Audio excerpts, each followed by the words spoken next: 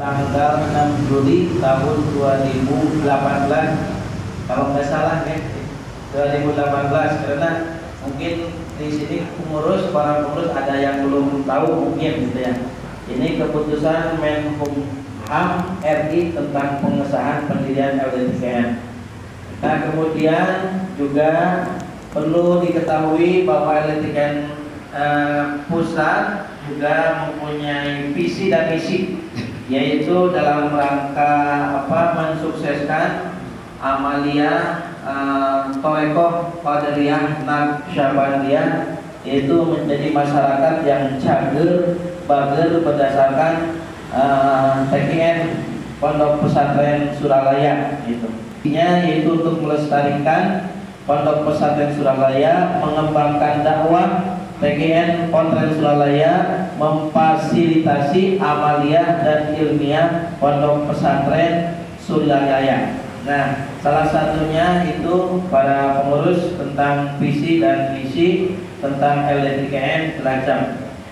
Adapun saya perlu mengungkapkan, dari tadi belum perkenalan ya, ini saya ditunjuk sebagai sekretaris ini, ya Bapak Melvin.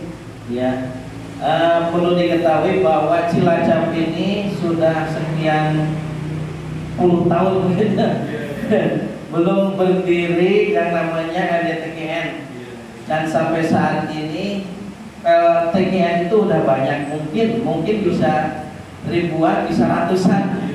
Jadi belum terorganisir di mana dia tempatnya, kemudian dia seperti apa. Jadi belum ada keanggotaan secara resmi bahasanya. Jadi hanya sudah mengamalkan amelia TKN Suralaya, tapi belum ada terdata biodata dan sebagainya. Nah, oleh karena itu maka kami beserta tim pertama mendirikan, artinya mengadakan tim formatur. Waktu itu diadakan tim formatur untuk mengadakan pemilihan LDTKN Kabupaten. Nah, karena dianggap penting untuk apa? Karena untuk memfasilitasi, mewadahi TKN yang ada di Cilacap gitu. Kemudian setelah itu terjadilah pemilihan ketua gitu. Pemilihan ketua secara demokrasi pada waktu itu pada tanggal 15 Desember yaitu dihadiri oleh 52 orang TKN dari berbagai macam dari berbagai wilayah. Karena di Cilacap ini ada 24 kecamatan ya. Jadi alhamdulillah waktu itu sedang pemilihan secara demokrasi dan dihasilkanlah ketua, yaitu Bapak Kiai Umam Syafi'i. Alhamdulillah. Nah, kemudian terbentuk sebuah struktur organisasi dan alhamdulillah sudah ada, yaitu dari mulai penasehat, kemudian ketua, wakil ketua, bendahara, sekretaris, ada bidang amaliyah dan agama, kemudian bidang kemitraan, ekonomi, dan kemudian informasi dan komunikasi, dan terakhir etik, hukum dan etik kalau nggak salah itu. Ya. Nah, selanjutnya pada setelah terjadi organisasi, kemudian ada dibentuk program kerja. Jadi sudah membuat program kerja, alhamdulillah sudah dihadiri oleh beberapa pengurus. Waktu itu program kerja dari mulai kemitraan, kemudian untuk apalagi amalia dan sebagainya. Dan alhamdulillah di Cilacap sudah tercatat yang manakiban di setiap wilayah ada sekitar 9 wilayah. Dari mulai Cilacap Kota, kemudian Maos, kemudian Sampang, dan lainnya ada yang belum gitu. Dan kalau untuk Kotaman itu sudah hampir setiap wilayah. Nah, yang belum terjadi ini, belum terorganisir gitu. Dan alhamdulillah itu. Nah, kemudian kita setelah alhamdulillah sekarang sudah terbentuk kepengurusan, itu berjumlah sekitar 34. Ini yang rawuh hadir, ini kepengurusan namanya. Alhamdulillah ya. kepengurusan ini. Nah kemudian mungkin nanti bisa diberikan saran bagaimana LTKN arahnya ke depan, terutama ini juga masalah sekretariat. Ini sekretariat masih di mana bingung. Ada yang pertama pilihan di sini. Nah, di sini kronologisnya masalahnya, jadi pasalnya belum ada pribumi di sini. Ada Manirkum ini Ikhwan itu Iman Sepuh dari awal Jemaah Haji Saidi. Nah, kemudian Pak Haji Saidi sudah pindah ke Karangkunjung gitu. Jadi yang ada di sini jadi pribuminya nggak ada gitu. Iya ya. Kemudian pilihannya di rumahnya Bapak Kiai Umam gitu. Kemudian yang selanjutnya ada di Pondok Pesantren Almarhum Rodotul Tolibin gitu pilihan itu. Almarhum Gus Padullah Kiai Padullah itu udah almarhum. Nah kemudian setelah itu kita ini untuk setelah ini ada para pengurus mengharapkan adanya secepatnya pelantikan pelantikan mungkin dan upgrading gitu. Nah nanti mungkin teknisnya seperti apa untuk pelantikan, terus baiknya seperti apa di Cilacap, apa di pusat, apa waktu dekat, apa gimana, dan upgrading. Karena ini di Cilacapnya upgrading itu baru angkatan pertama waktu di Suralaya, cuma berapa orang, 20 atau 30 itu. Nah kemudian yang terakhir ini untuk supaya LTKN ini lebih berkembang maju, bagaimana perekonomian untuk menunjang gambarannya, terutama di kabupaten lain. Nah, mungkin itu Kiai yang gambaran sekilas tentang LTKN Kabupaten Cilacap, dan juga alhamdulillah kita sampai saat ini 1 bulan Desember Januari sudah terbentuk kepengurusan, tinggal arahan dari pusat. Nah itu saja bapak-bapak para pengurus, sekilas pandang tentang LTKN Kabupaten Cilacap. Untuk acara selanjutnya yaitu sambutan dari Ketua LTKN terpilih Kabupaten Cilacap, yaitu Bapak Kiai Umam Syafi'i. Kami persilakan untuk sambutannya.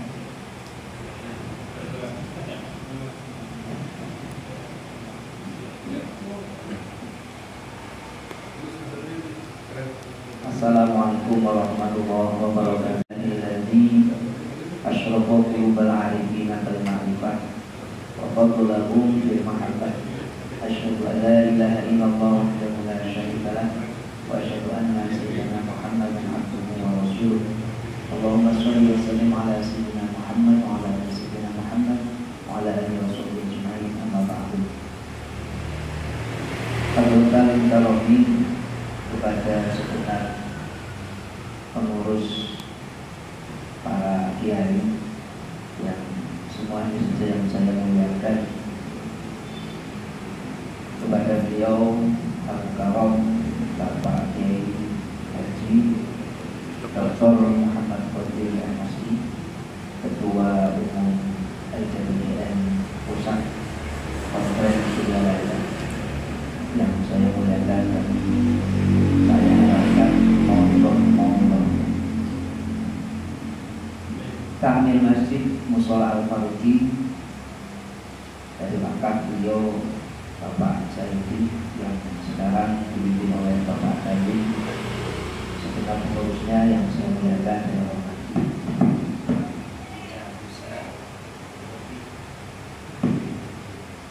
Untuk mengatakan A, B, dan C karena sudah disampaikan oleh beliau sekretaris kita Bapak Kiai Khairuddin, yang sangat aktif dan sangat bisa dipercaya. Kalaulah boleh putaran, beliau lah yang tepat jadi ketua. Karena pengalaman dan upaya itu beliau yang sangat mahir. Saya hanya bisa mengatakan untuk saat ini ada berdasarkan kurikulum Bapak Ketua segenap para hadirin ikhwan tokoh Jannah Saladah Pondok Pesantren Sunaraya. Untuk kali ini dengan nikmat yang telah kita dianugerahi oleh Allah, beliau Bapak Ketua Umum Bapak Muhammad Tobib yang memang sangat kami tunggu, dan ucapan ribuan terima kasih Bapak Kiai atas rawuh panjenengan, dan tentunya kami belum bisa maksimal dalam penyambutan panjenengan, hanya bisa seadanya begini. Jadi mohon maaf yang sebesar-besarnya, dan tentunya di samping rasa terima kasih, kami semua sangat butuh bimbingan, terutama dalam bentuk organisasi, karena kami juga dalam bentuk masih kurang pengalaman, masih kurang ilmu, masih kurang bimbingan. Kalau saya sendiri dulu ke Suralaya itu dibawa oleh beliau almarhum Kiai Banua, putranya pun haji. Beliau Mas Gus Alwi Abdul Aziz masih muda, belum menikah. Beliau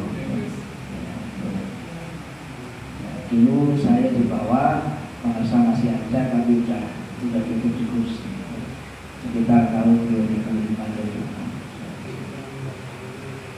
Oleh karena itu sangat dinantikan pimpinan-pimpinan dari pusat, sentuhan-sentuhan pusat, supaya kami dalam Torikoh mengembangkan dan mengamalkan sekalian melalui program LJDN kami itu benar-benar mendapatkan curahan pimpinan yang memang betul-betul kenal. Oleh karena itu tidak ada kata yang lebih pantas kami katakan kepada selaku Ketua Umum Pusat hanya satu itu, mohon bimbingan, mohon arahan, dan tentunya support supaya kami dalam berorganisasi betul-betul mampu belajar istiqomah dan tentunya dalam mengemban tugas-tugas dari organisasi. Oleh karena itu tidak atas saya berbicara panjang lebar, hanya itu sekali lagi akan pasangan berhubung Bapak Kiai. Mohon maaf atas segala kekurangan. Wassalamualaikum warahmatullahi wabarakatuh. Bismillahirrahmanirrahim. Assalamualaikum warahmatullahi wabarakatuh. Waalaikumsalam. Alhamdulillahi rabbil alamin, wa bihi nasta'inu ala umuri dunya waddin, wassalatu wassalamu ala sayyidina Muhammadin wa ala alihi wa sahbihi ajma'in. Yang saya hormati Kiai Umam Syamili, selaku Ketua LDTN Perwakilan Kabupaten Cilacap, masa hikmat tahun 2025 tahun 2030 ya, beserta seluruh jajaran pengurusnya, Pak Kiai Olivin, alhamdulillah, terima kasih. Tadi semacam laporan itu ya, struktur auditnya bagus sekali itu. Ya, tertib bagus ya. Dan itulah saya diinginkan oleh sahabat saya, masih ingat sahabat itu ada cuma satu kata kepada pengurus, tertibkan, apa itu tertib. Nah, salah satunya saya melihat dalam hal ini. Insyaallah saya senang sekali. Jadi baru buka berapa lembar aja saya kok ingin tersenyum gitu. Saya ingin merasa apa itu. Alhamdulillah, terima kasih. Para kesepuhan, para pengurus masjid ya, alhamdulillah juga bisa hadir. Ibu Nyai Amin ya ada ikut ya. Nanti saya ke Pak Haji Saidi, Ibu Haji Saidi menceritakan ibu dan bapak. Beliau adalah salah satu pejuang bagian di Cilacap ini. Yang mudah-mudahan ibu bapak dipanjangkan usia dan sehat selalu, insyaallah, untuk membersamai nih para pengurus juga ya, kita insyaallah nih sama-sama ya. karena ini merupakan amanah dari guru agung kita para sahabat. Ibu bapak sekalian, pertama-tama tentu saja kita bersyukur kepada Allah Subhanahu wa taala karena atas perkenannya lah kita semua dihadirkan di majelis ini, di tempat yang ini merupakan tempat para sahabat, kan? Ini diwakafkan oleh pemiliknya Pak Haji Saidi untuk Pondok Pesantren Suryalaya. Jadi kalau sudah demikian itu sudah dinyatakan sebagai tempatnya Hadratus Syekh, tempatnya para sahabat. Ya, tentu saja kalau sudah menjadi tempatnya Hadratus Syekh, saya penuh keyakinan ini tempat penuh dengan keberkahan. Ya. Walaupun tadi kata Pak Yudin di sini bahasa Pak Yudin belum ada pribuminya, gitu ya. Atau mungkin pribuminya sedang kemana dulu, gitu ya. Insya Allah. Tapi ini merupakan tempat para sahabat yang tentu saja nanti kita bersama-sama lah ikut memperhatikan. Mungkin Mas, sebagai tanggung sebutnya saya baik atau ya berpikir ke ini secara latar belakang dulu ya. Mengapa harus ada organisasi LDPGM? Bahkan jangan sampai di situ belum pertanyaannya, mengapa harus ada Pondok Pesantren Suryalaya, gitu ya. Lebih tinggi lagi, mengapa harus ada TKN Suryalaya, ya.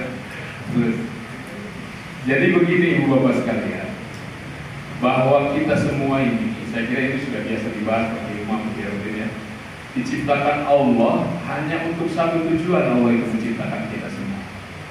Ya, kalau bahasa di Al-Qur'annya yaitu untuk ibadah, ya. Saya kira sudah biasa kan kita mendengar ini. Walaupun pengersa apa di dalam Miftahus Sudurnya karya beliau juga Tuan Syekh Abdul Qadir Jailani dalam surah-surahnya menafsirkan ayat tersebut, ayat yang alipun.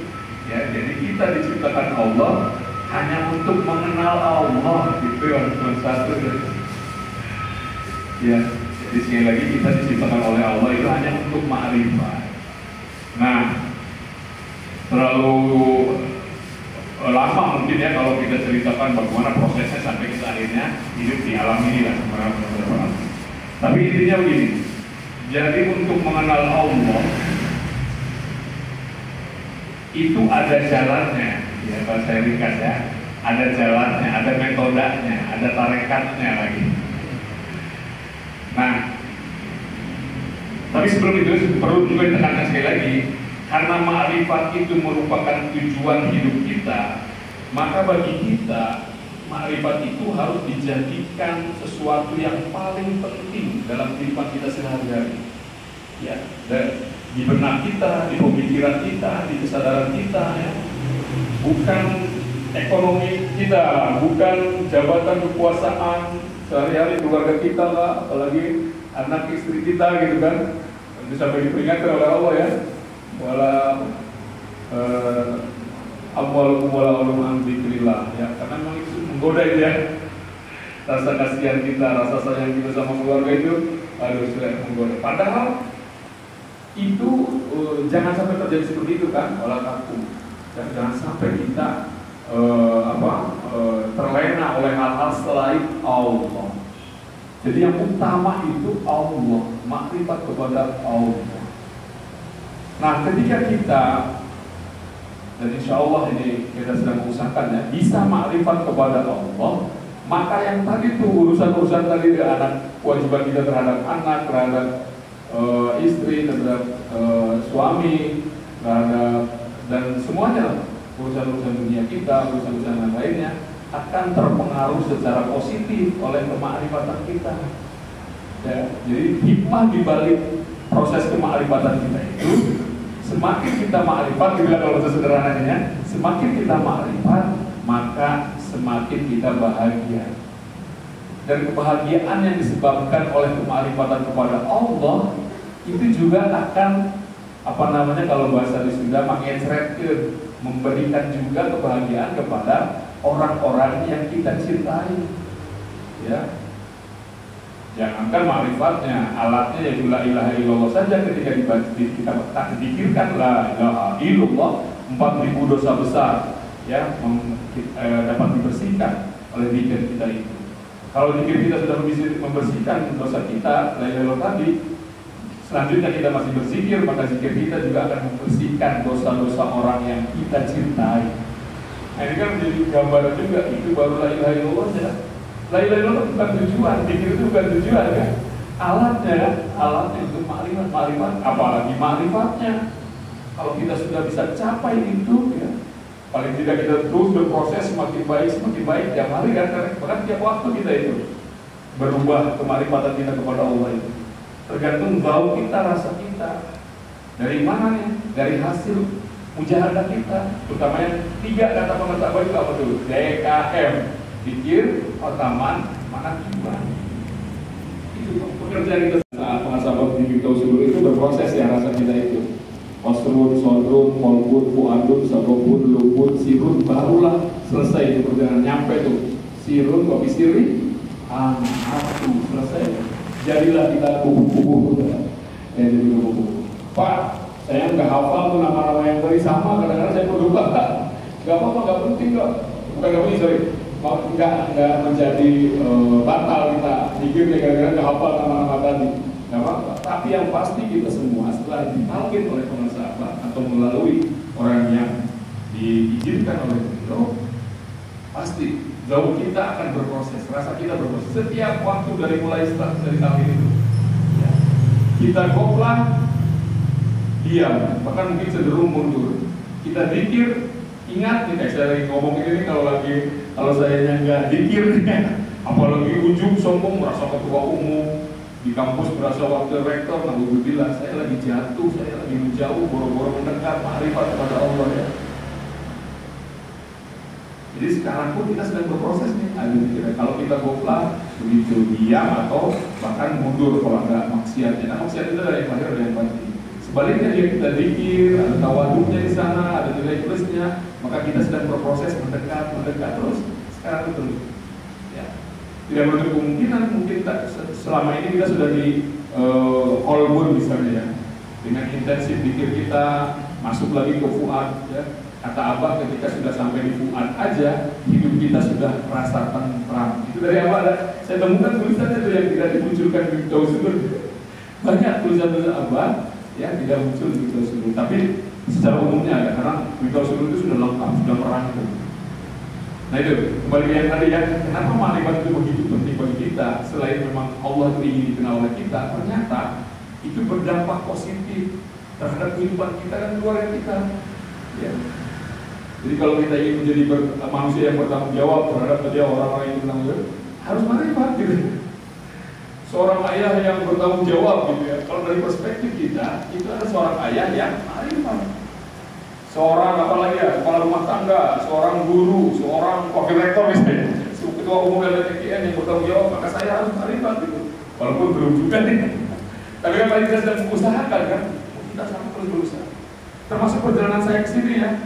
Alhamdulillah kalau saya niatin mau ngasih pembinaan, kalau saya mau ngasih ceramah ya Bapak, alhamdulillah. Saya pun sama ya, tabaruk juga. Saudara-saudara ikhwan-ikhwan di sini ya, mudah-mudahan lah saya mendapat keberkahan. Ini tempatnya tempat Abah, dihadiri oleh para pengurus organisasi pemirsa Abah ya. Insyaallah saya pun mudah-mudahan mendapatkan energi tambahan untuk apa? Lagi-lagi untuk proses kemarifatan saya kan, supaya saya lancar gitu ya. Saya lancar. Nah kembali itu, disitulah kenapa kita harus mengutamakan ya, mengutamakan. Jadi tiap hari hasibu qabla an tuhasabu, terutama selain dari tentu kolbu kita, penyakit kita, dari hati kita dan sebagainya. Terutama di situ kira-kira ini marifat saya udah nampak atau belum gitu ya.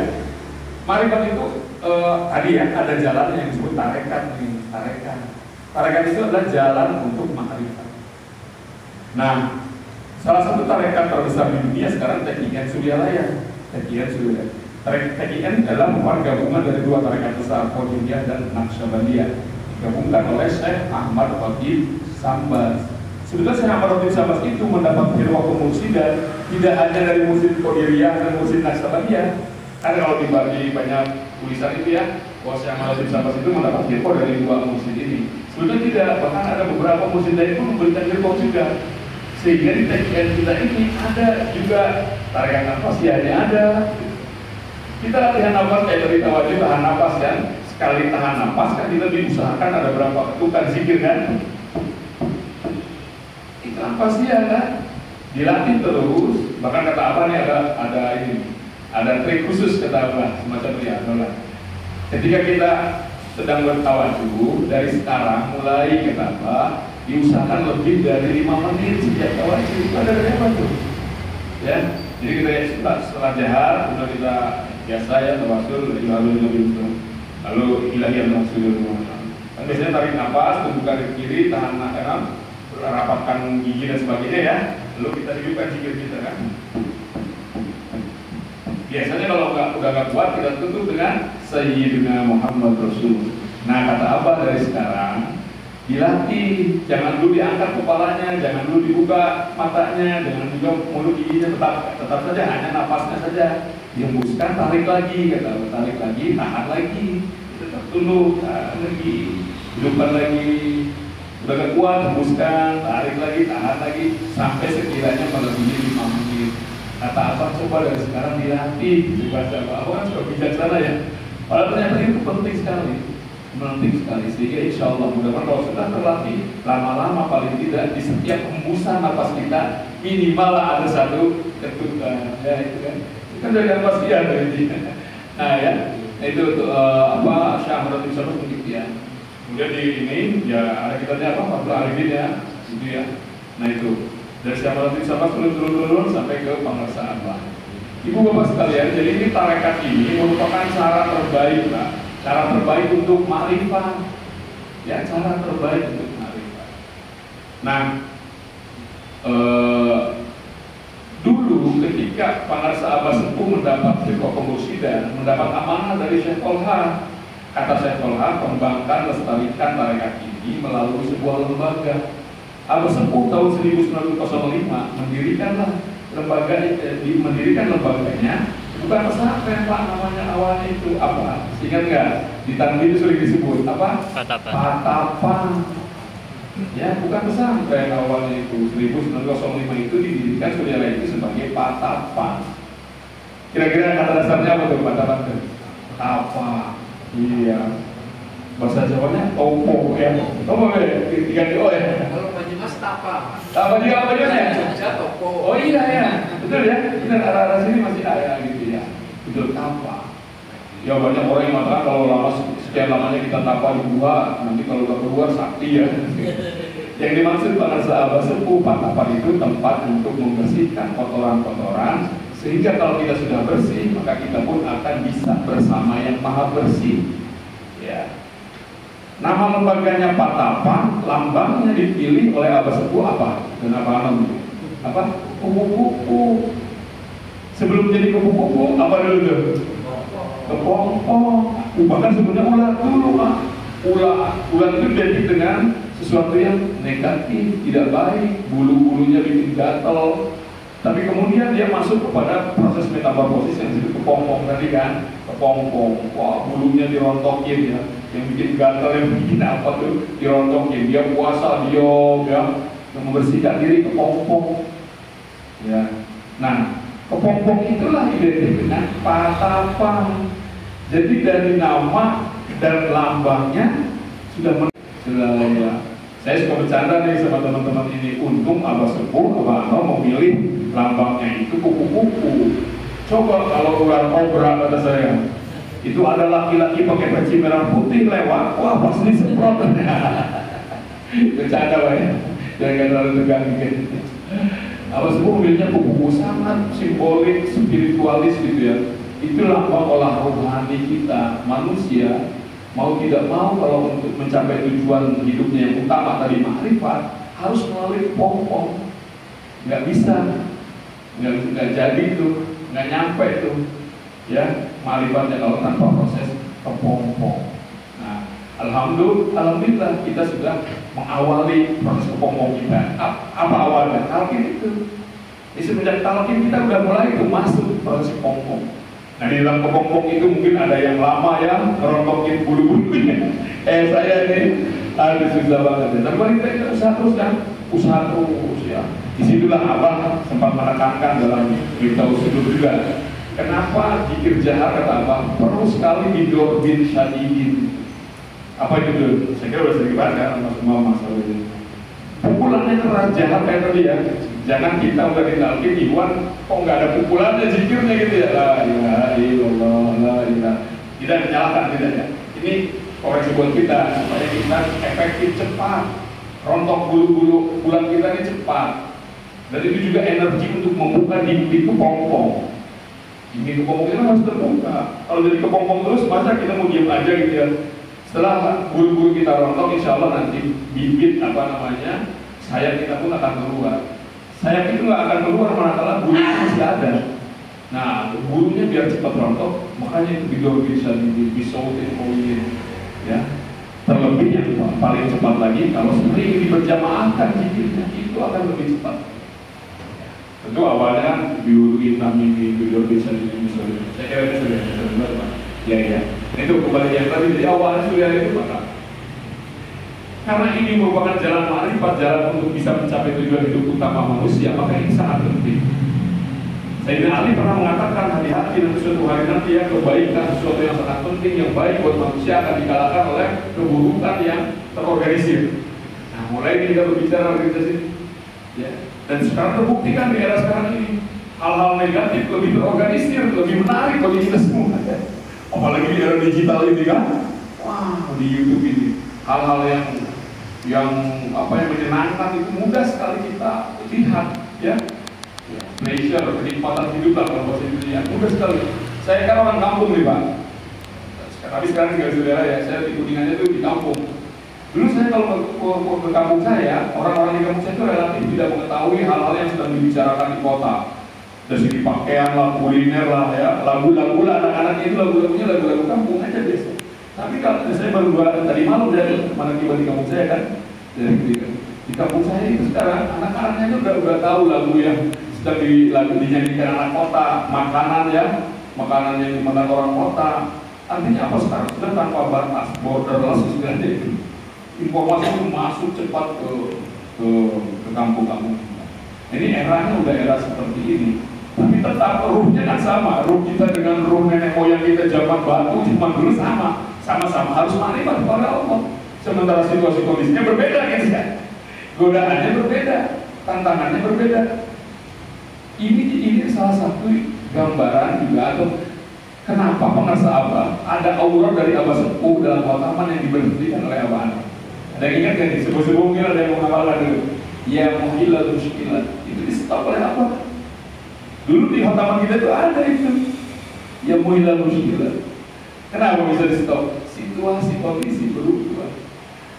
Yang namanya tasawuf sufi yang disebut juga anak zaman harus bisa menyesuaikan, ya, adaptasi dengan situasi kondisi. Nah, di era sekarang ini hal-hal yang tadi ya, yang menarik, yang suka organisir.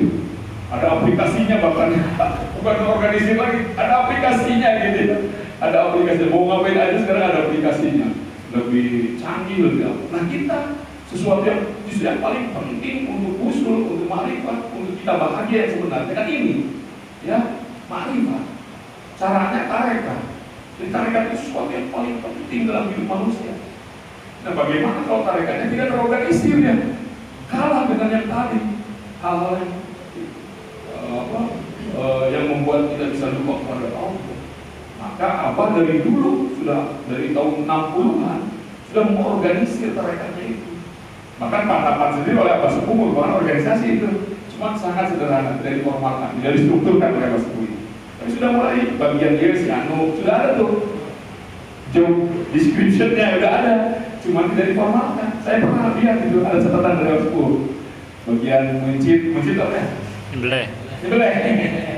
Nyembelih aja. Kan itu sudah mulai ada penugasan kan, penugasan tuh. Mulai zaman pengesahan, atau mulai diformalkan. Awalnya dibentuk pesantren dulu, awalnya itu. Pesantren ada urusan dalam, urusan itu sederhana. Tahun 60-an banyak orang datang segala macam dibentuk kayak yayasan.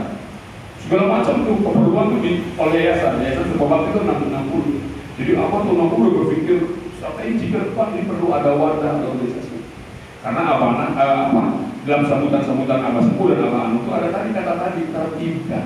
Jadi kita bertarekat ini harus tertib, gitu. Zikir tadi kan harus tertib, jangan saling mendahului. Begitu juga dalam mengamalkan. Nah, tertib itu artinya teratur. Tertib. Nah, makna tertib kan teratur. Ya. Kenapa harus diatur, harus tertib? Karena agar tujuan tercapai, kalau bahasa manajemennya nih, secara efektif, efisien. Nah, kalau saya ngajar di kelas manajemen. Agar tujuan kita tercapai secara lebih efektif dan lebih efisien, maka kita harus teratur. Kalau tidak teratur, ya kita bertarekat ya, bisa ke kanan, ke kiri, tidak teratur, amalia tidak ada yang mengorganisir ya, di Cilacap enggak. Kalau misalnya udah lama nggak ada wakil talqin ya, padahal yang talqin banyak gitu pengen ya, sudah ada yang pengen. Kan kalau nggak ada yang mengatur, nggak ada yang penanggung jawabnya, nah ya, kelihatannya seperti itu. Maka perlu tertib, teratur perlu. Teratur itu ada ilmunya, namanya manajemen. Kalau dalam ini ya, sedikit akademis nggak apa ya. Ilmunya manajemen kalau bahasa Indonesia katanya. Tapi manajemen aja nggak cukup, harus dipraktekkan kan. Nah, prakteknya itulah disebut organisasi. Maka Abah selain sering membicarakan manajemen dengan bahasa sederhana, Abah itu kemudian membentuk prakteknya dengan organisasi. Organisasinya waktu itu disebutnya Yayasan Berbakti Pondok Pesantren Suryawati. Segala macam tuh, urusan pendidikan, urusan amalia, urusan tadi apa, pemitraan cari uang tadi ya, cari dana, segala macam, semuanya di yayasan waktu itu. Sebelum ada undang-undang yayasan yang baru. Nah, bagus di buku ini menceritakan kan latar belakang berdirinya RTK kita hubungannya dengan yayasan. Nah itu, lalu kemudian ada negara mengeluarkan undang-undang yayasan, membatasi yayasan itu hanya ada di NKRI. Sementara dan beberapa hari yang lalu juga saya baru pulang nih dengan Kang Daus dari apa itu Sabah Semarang. Iwan kita murid Abah itu, mereka juga harus sama, terwadahi, terorganisir, terbina kan? Sama-sama dididikkan oleh Abah. Nah kalau nggak ada organisasinya kan, bagaimana? Tapi ternyata kalau yayasan bentuknya organisasinya nggak bisa mewadahi ikhwan kita yang di luar negeri berdasarkan undang-undang negara kita. Dan kita ditambih, ini kan ulah ayat cara kerja. Kita harus taat patuh kepada aturan agama dan negara. Ketika negara mengeluarkan aturan seperti itu, maka kita harus taat. Tapi kan ikhwan harus dikelola tetap, maka kita sesuaikan. Disitulah kenapa ada LDTIM. Kan suka ada yang wah LDTIM baru dibuat sekarang begitu aja. Iya, sekarang menyesuaikan. Begitu seperti tadi Hotaman aja disesuaikan kan oleh Abah. Apalagi yang bersifat dunia biasa seperti kita langsung ini kan organisasi sesuaikan. Secara formal tadi memang betul tahun 2018 sama sahabat sudah tidak ada itu secara dohir ya. Tapi pembicaraan tentang LDTIN dari tahun 2009 Pak.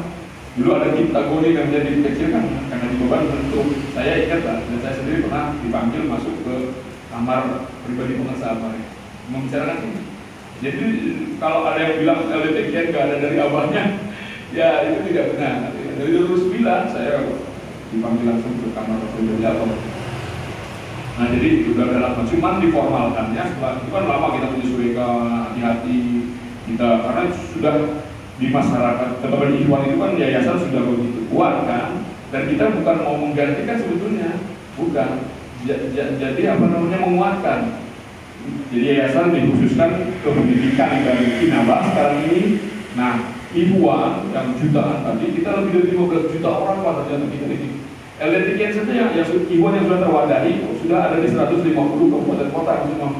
Alhamdulillah. Baru 2 hari yang lalu juga dari Merauke tahu Merauke kan? Di mana Pak Merauke? Iya. Di Papua. Sudah minta dibentuk LDTIN. Cuma saya bercanda. Namanya Pak Haji Awal. Dia tokoh Muslim di Papua. Tokoh ini. Sering muncul juga di TV Pak Haji Awal.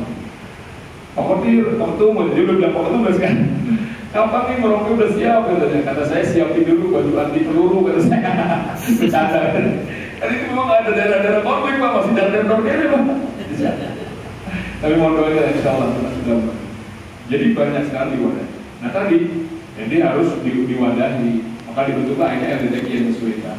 Di beberapa kota, bahkan di pusat sendiri, pengurusnya sama dengan pengurus yayasan. Jadi tinggal diganti namanya aja gitu ya. Di beberapa kota, di beberapa di pusat tinggal bikin ada yang pengurus. Saya sendiri pengurus yayasan, Pak.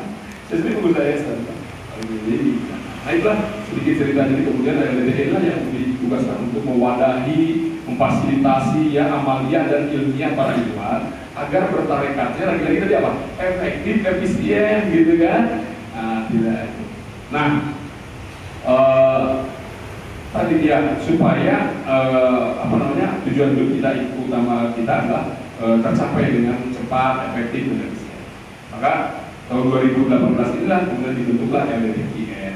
LDTKN, jadi tadi ilmunya manajemen, prakteknya adalah organisasi. Ini sama halnya dengan tasawuf. Tasawuf itu kan teori, ilmunya, prakteknya tarekat, kan gitu. Sama, jadi ilmunya manajemen, prakteknya organisasi. Ilmu dalam proses rohani yang marifat ini ilmunya tasawuf, prakteknya tarekat. Sekarang ini ada tren, Pak, ada tren tasawuf yes, tarekat no. Ya, bolehlah saya ikut tasawuf, tapi saya tidak mau bertarekat. Tasawuf yes, tarekat no. Itu ada tuh yang mencoba mendangkalkan proses rohaniah umat Islam. Islam itu kekuatannya di proses rohaniah ini. Ya kenapa iman Islam sisanya kok jarang dibahas? Itu kan ada sejarahnya, Pak. Jadi dulu para penjajah itu seringkali mendapatkan kesulitan ketika mau mengeksploitasi daerah-daerah yang di dalamnya banyak pengamal tarekat, Pak. Itu ada di bukunya Martin Barbanisian, ya, ada di beberapa kajian-kajian yang menunjukkan itu, Pak. Sehingga mereka berpikir keras bagaimana mengalahkan orang-orang tarekat itu. Mereka punya, jadi sekarang jauhkan masyarakat Islam Indonesia dari tasawuf itu, Pak. Sehingga ada dalam sejarah itu setiap dari mana tasawuf ini waktu itu masih Mekah, masih pusatnya kan Mekah. Syekh Abdul Karim, lalu siapa lagi, Syekh Ahmad Sampo, semuanya ada di sana, Pak. Waktu itu pusat tarekat kita masih di sana. Di dunia ini pusat tarekat masih di Mekah itu. Juga orang-orang yang pulang haji itu, itulah yang membawa kitab-kitab tasawuf ke negaranya masing-masing. Karena demikian, maka oleh penjajah dikeluarkan aturan semua di Najia, kapal yang baru datang dari haji, semua kitab-kitab tasawuf dilemparkan ke laut. Selain tasawuf dibolehkan, kitab apapun dibolehkan selain tasawuf. Itu ada yang tercatat dalam sebuah penelitian Martin Barbanisian. Yang penelitiannya juga orang Belanda juga, Martin Barbanisian. Dan pemikirnya juga orang Belanda juga, siapa Sunan Kudus itu, dia hafal Quran, dia luar biasa itu orang. Sampai dia tahu tasawuf. Wah, ini justru inti kekuatan Islam itu di tasawuf tarekat. Di situ upaya mereka udah lama. Sehingga kejadiannya seperti sekarang. Jarang sekali sekarang ini pesantren ya kajian utamanya tasawuf kan? Jarang. Padahal pertama kali pesantren, beberapa pesantren awal-awal itu tasawuf. Sejak itulah tahun 1700-an dalam kegerakan penghilangan tasawuf. 1800-an mulai intens tasawuf dihilangkan, tidak menjadi langka. Nah, inilah kejadiannya sekarang seperti ini. Nah, karena demikian kemudian tarekat tasawuf itu menjadi asing, maka pengasahabah kemudian membuat strategi bagaimana ini kembali menjadi menjadi kekuatan umat Islam. Ya, lagi dari mulai yayasan sekarang dibentuk LDTKN. Jadi insya Allah ibu bapak sekalian, terutama ibu pengurus ya, alhamdulillah kita salah satu ikhwan dari jutaan, ya belasan juta ikhwan pengasahabah, tidak semua diberi kesempatan untuk berkhidmat. Tapi dari proses untuk kita ma'rifat kepada Allah itu ada, kalau bahasa saya menyebutnya ada yang reguler, caranya itu ya, cara mendekatnya ada yang reguler itu artinya apa ya? Biasa lah ya gitu, biasa. Ada yang luar biasa. Nah, kalau yang reguler, ini bahasa saya aja, mohon maaf kalau salah. Seperti kalau matematika itu biar hitung.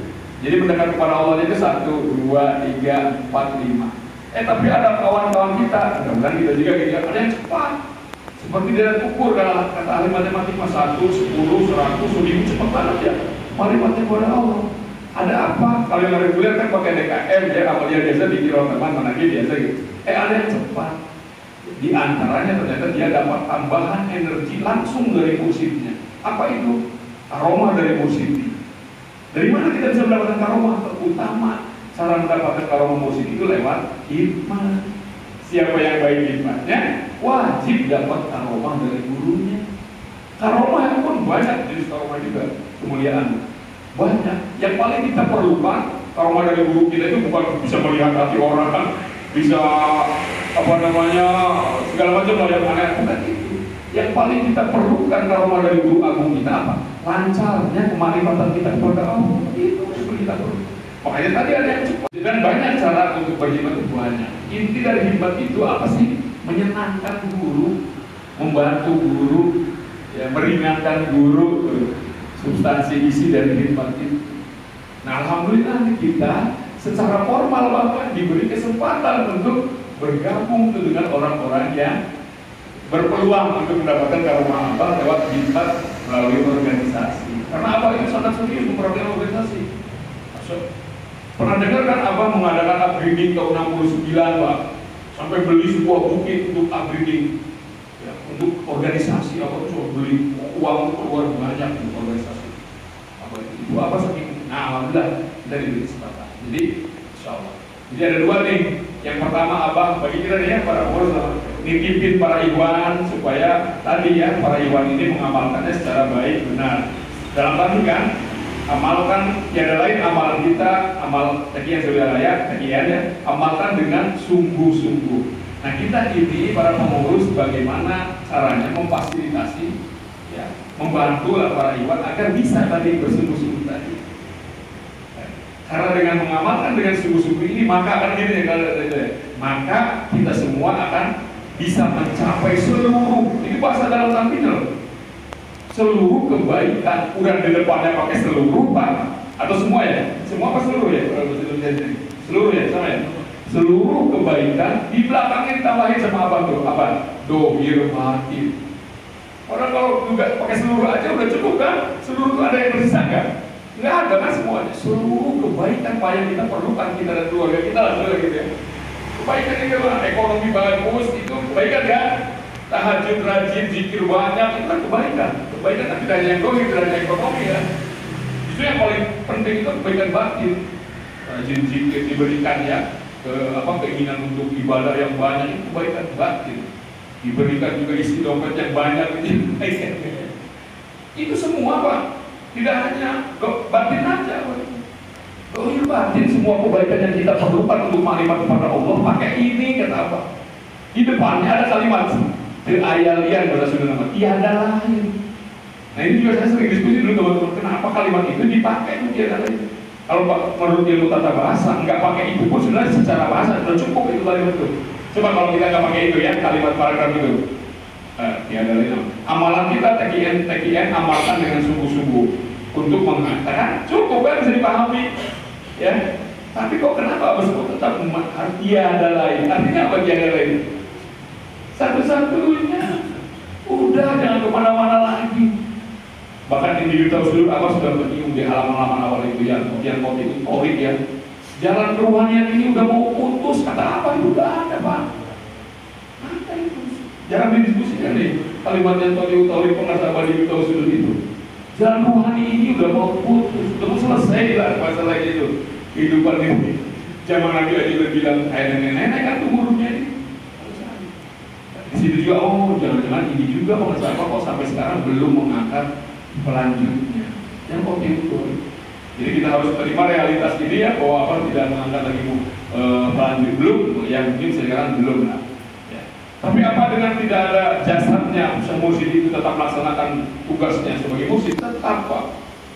Ya tetap. Nah ini juga harus jadi motivasi ya, jangan sampai para pengurus tergoyahkan. Karena sekarang ini ada Pak di kalangan kita sendiri, para pengamal tasawuf yang mencoba mempengaruhi kita, terutama Surya Layak. Surya kan dikenal sebagai tarekat besar. Mereka tahu mursyidnya pada saat Abah Anom sudah wafat, mulai mempengaruhi Pak.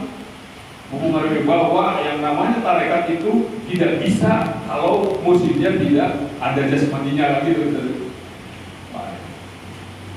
Beberapa ulama besar, apa guru sekumpul, lalu saya yang kemarin meninggal itu yang dari Washington itu siapa? Saya Najib ya sama saya Kabani itu dia mengatakan kalau seorang mursyid kamil mukamil, derajatnya sudah kamil mukamil, lalu beliau wafat dan belum menunjuk penggantinya, maka kemursidannya masih oleh beliau. Masih beliau yang membimbing rohani murid-muridnya untuk sampai usul kepada Allah. Masih beliau.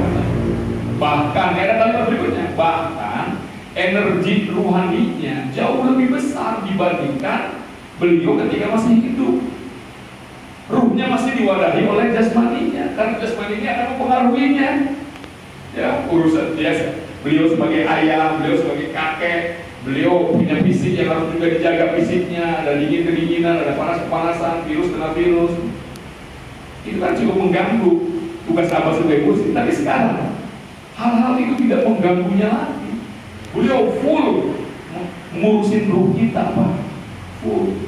Sehingga Pak Abah bersyukur sama saya nanti gimana? Justru sekarang energi ruhania pengasah Abah itu lebih besar. Contohnya kalau kita Robito aja sekarang ya, Robito ke pengasah, membayangkan wajah Abah yang paling sederhana kan Robito itu ya. Walaupun banyak Pak cara mengaitkan ruh kita dengan ruh guru kita itu. Ya, Amalia juga itu sama. Sebenarnya Robito juga tidak Amalia.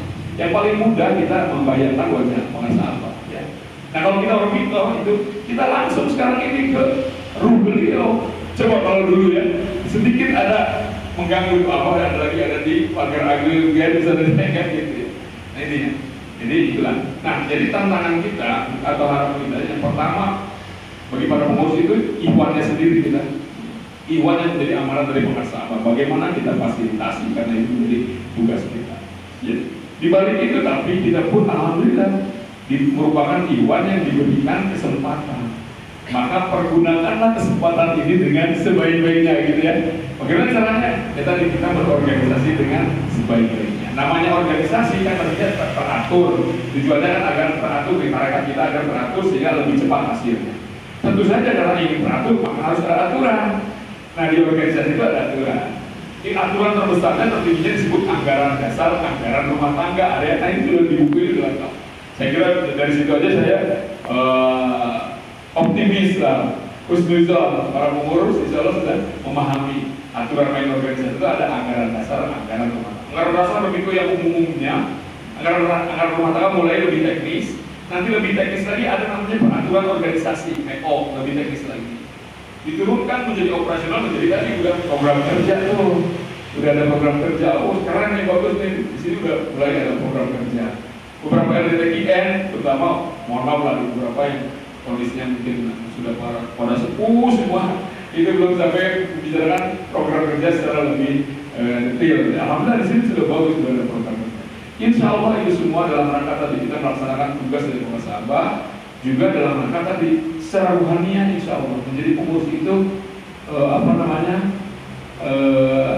sering dapat bonus lah kalau secara tapi bonusnya ruhania ya insya Allah tadi kan. Abah sering ada amanat-amanat khusus kepada para pengurus. Di antaranya yang saya ingat ya. Yang pertama Abah mengingatkan bahwa para pengurus harus bisa menjadi contoh bagi para ikhwan dalam hal amaliyah. Itu yang pertama sering. Yang kedua Abah mengingatkan juga perhatikan kaderisasi kata Abah itu. Mungkin pertama nih ada majelis-majelis yang sudah selama ini kita bina, nggak ada yang melanjutkan. Makanya dari sekarang kita persiapkan, kita pikirkan ya bagaimana kader di tiap wilayah, tiap kecamatan kalau bisa misalnya alhamdulillah sudah ada. Saya sebagai wakil rektor 1 juga memperhatikan hal ini sehingga kami dengan ikatan alumni YLM membuat sebuah program beasiswa kader. Jadi kalau di Cilacap ini mau ada kader yang mau dikuliahkan, saya bebaskan 50% SPP-nya. Ditambah sekarang saya dengan IKA bekerja sama, insya Allah juga ada beasiswa tambahan dari ikatan keluarga alumni. Alhamdulillah sekitar 100 orang lebih para alumni yang sudah berhasil tiap bulan memberi uang dan langsung disalurkan ke para kader-kader terutama LDTI. Syaratnya adalah mendapat rekomendasi dari Mas Kumam kalau Cilacap ya. Jadi Mas Kumam nanti dengan Pak Herudin datangkan sebuah surat rekomendasi ditujukan kepada Rektor IAILM bahwa kami memiliki kader namanya ini terdatangan. Nanti saya bantu mengetahui ketua umum. Yang menerimanya saya oh enggak. Jadi saya korupsi dalam hal itu gak apa-apa kan Mas Kumam ya. Tentukan supaya Cilacap ada kader ya. Nah itu ya Ibu Pak, jadi alhamdulillah ini memang beda Pak. Ini organisasi tapi mungkin banyak kalau secara formal ini namanya ormas kan kita organisasi kemasyarakatan. Sama dengan NU, sama ormas juga. Muhammadiyah sama, Persis sama itu ormas keagamaan. Ya cuma mereka sudah lebih dulu lama berdiri. Dan yang lebih membedakannya lagi apa tuh dengan NU, dengan Muhammadiyah terutama apa kita? Saldonya Pak. Tahu nggak Muhammadiyah saldonya berapa Pak? 400 triliun Pak. Udah di angka 4 mereka. Di tiap kabupaten mereka punya rumah sakit. Di tiap kabupaten mereka punya perguruan tinggi Muhammadiyah ini. Ya. Sehingga jumlahnya 400 perguruan tinggi dan 400 rumah sakit. Saldonya 400 triliun Pak. Ketika tahun berapa yang sempat Muhammadiyah sedikit dibicarakan oleh pemerintah dan masyarakat terkait dengan bedanya Idul Fitri itu. Muhammadiyah teman-teman kita itu, karena salah satu ketuanya Pak Ketua di pusatnya itu wakil rakyat kita.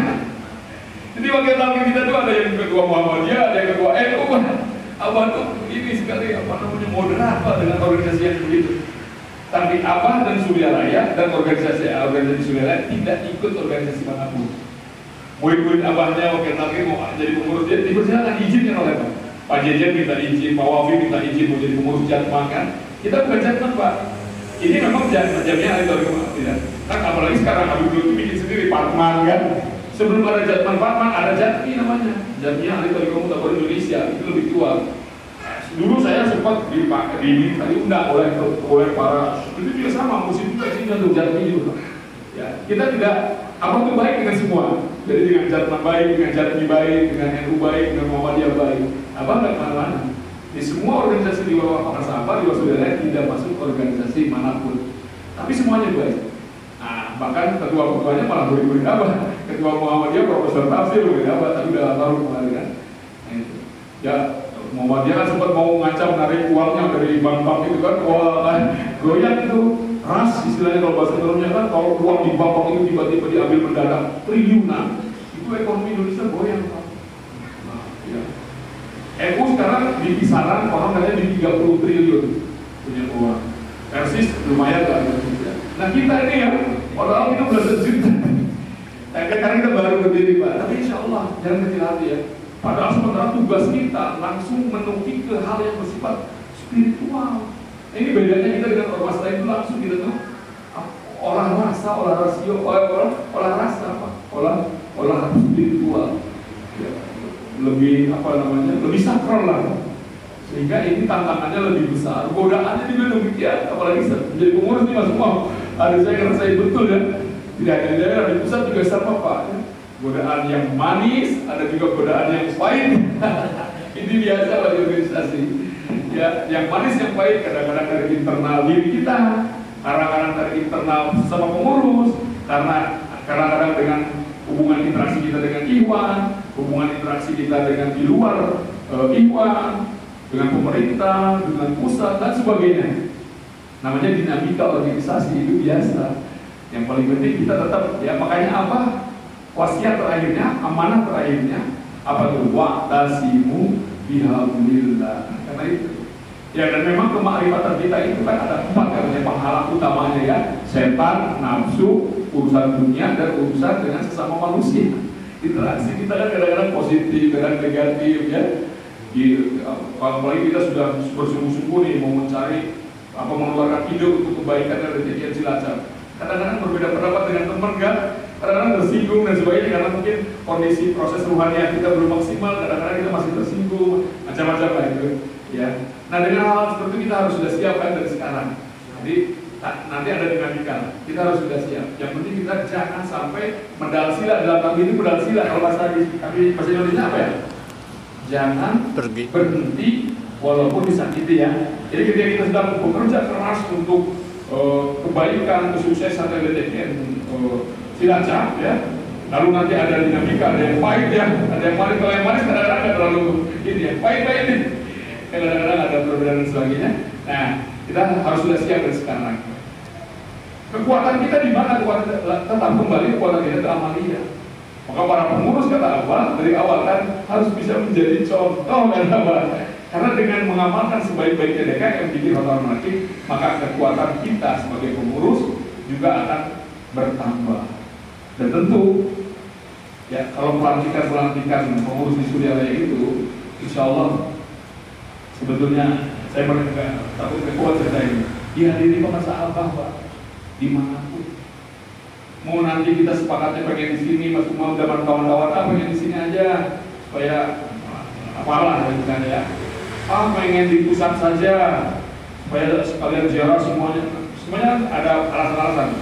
Silakan itu jadi dilihat aja ya, hasil rembukan dimusyawarahkan secara baik-baik tentu saja. Nanti kita cari kata sepakat. Oh hari ini kita sepakat nanti misalnya mau di sini saja, atau mau sekalian ya upgrading misalnya ya, kenapa tidak ya, dikomunikasikan waktunya aja Pak, kayaknya siapnya bisa lihat-lihat di Sawal sih kalau memungkinkan ya, Sawal ke sana. Karena sekarang acara itu udah penuh.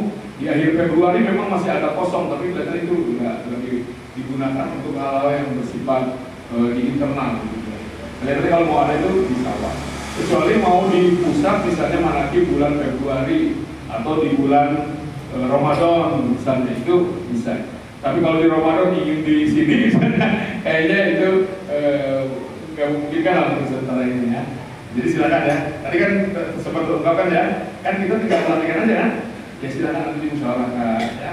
Di ini, maunya di sini, maunya silakan. Soal itu pusat sangat terbuka, sangat terbuka. Asal jangan minta, Pak, biar sekalian main pelatihannya di Pangandaran gitu. Jangan itu Pak. Keenakan ketua umum dong. Janganlah ada perhatian khusus dari utama keluarga pengusaha Pak. Sering itu kan pengusaha Umi nanyain Cilacap, apalagi dulu lagi zaman Kang Haji Babar pimpinan pondok itu sering sekali. Saya selalu beberapa kali nih menjawab di masjid itu juga, alhamdulillah. Saya sering, kalau udah lewat sedikit pasti mampir gitu ya. Perhatian terhadap Cilacap ini ada lebihnya dibanding lain. Tentu ada sesuatu kan, ada sesuatu.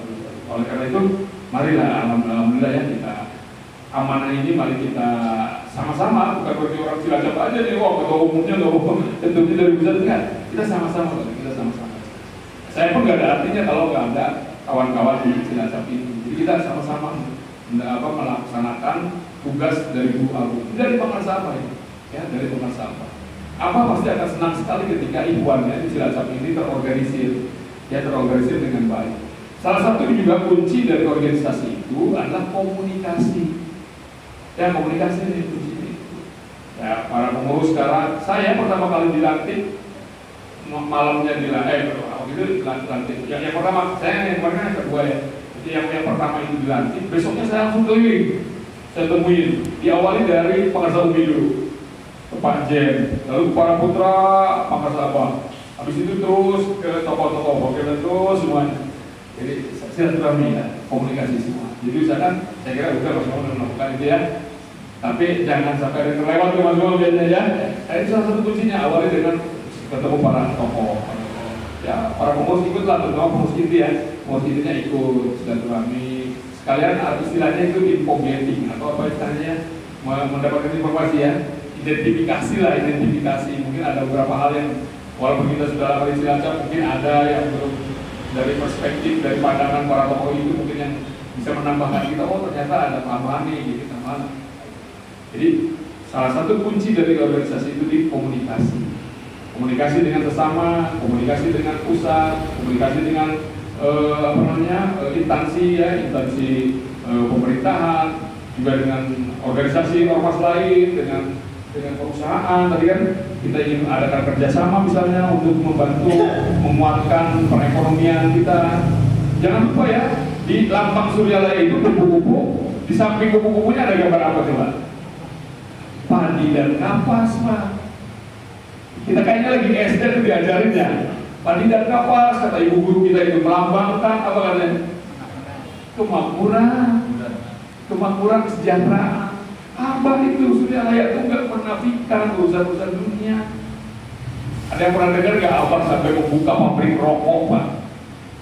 Abah untuk menghidupkan. Kenapa kok Abah mau jadi kerokok kan? Karena potensi di situ dulu itu Suryalaya itu kesana itu ada bukit itu bagus untuk tembakau Pak. Jadi sekian banyak tanaman yang paling bagus di bukit belakang Suryalaya itu zaman tahun berarti dari 50 sampai tahun berapa itu tembakau. Jadi masyarakatnya itu ini tembakau.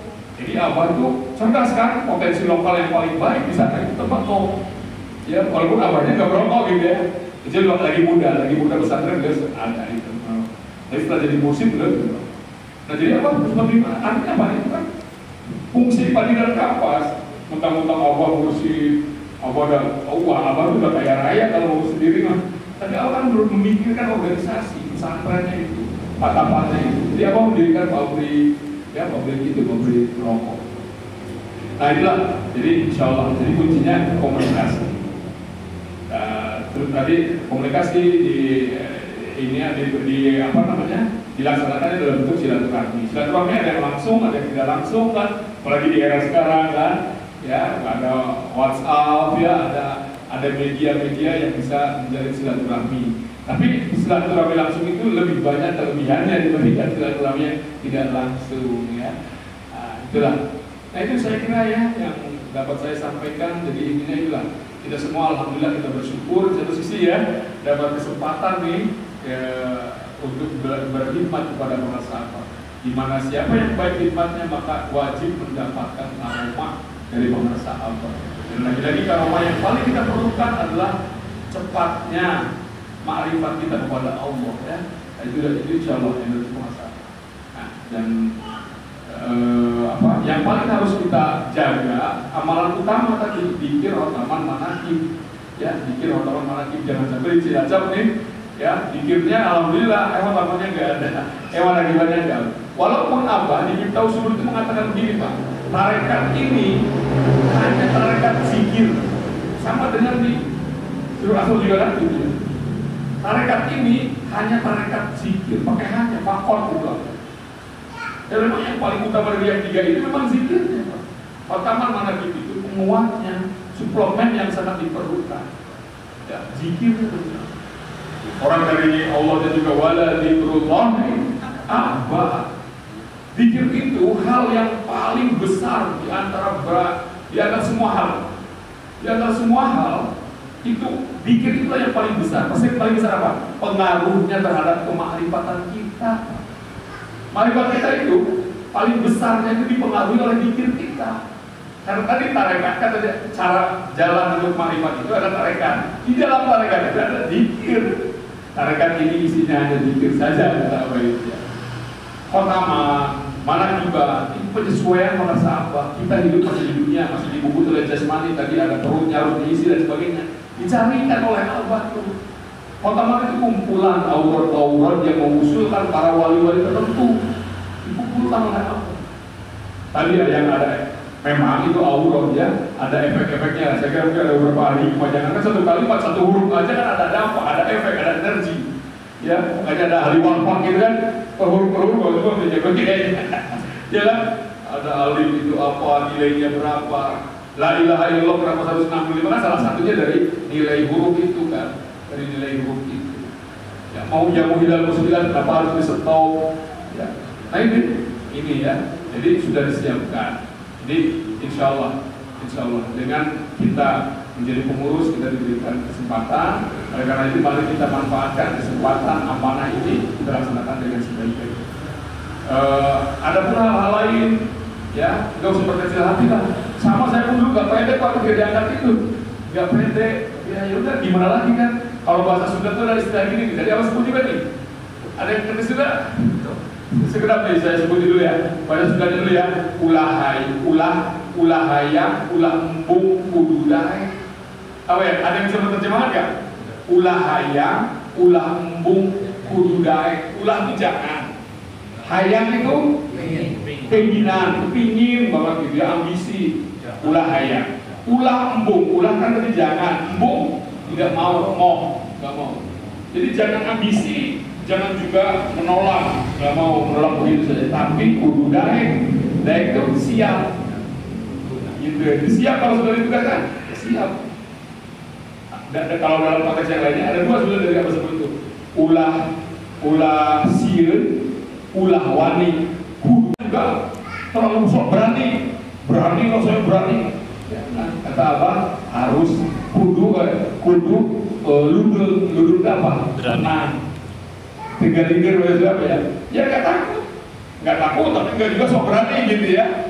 Nah itu jadi kalau bahasa lainnya itu sigar tenang, moderat lah kita tengah gitu ya. Tapi Bapak tadi kembali yang tadi, walaupun patapannya sudah diganti namanya menjadi pesantren, bukan berarti fungsi patapannya tidak ada lagi. Tetap namanya itu kesuryalayakan. Inti kesulitan lagi tadi pikir apa? Nah inilah pengurus ini yang menjaga kesulitan kan amalkan, lestarikan. Bagaimana itu bisa kita terapkan di Cilacap ini? Mengamalkan, insya Allah ya di mana-mana yang mengamalkan jangan sampai tadi mengamalkan itu banyak Pak. Bisa gangguan dari orang lain ya. Bisa juga kitanya yang nambah-nambahin dan sebagainya, kan kita amankan. Banyak hal-hal yang mengganggu keamanan dari Ahmadiyah, kita amankan. Lestarikan ya, kita upayakan supaya tetap di Cilacap ini ada TKM, Surya Raya, ada zikir, ada otaman, ada manakiban. Karena itulah yang diperlukan oleh masyarakat Cilacap lah kalau bahasa sebenarnya, supaya kita mau lihat ya, itu dakwah ini. Tapi kita jangan sok-sok ya, wah percuma dakwah juga kalau dalamnya nggak ada zikir, nggak juga begitu kan, cara apanya kan? Baik, saya kira itu Mas Imam ya. Ada lagi mungkin, nanti kalau ada mungkin kita bisa tanya jawab ya. Sementara itu, tentu saja banyak sekali dari pembicaraan saya yang salah, yang kurang, yang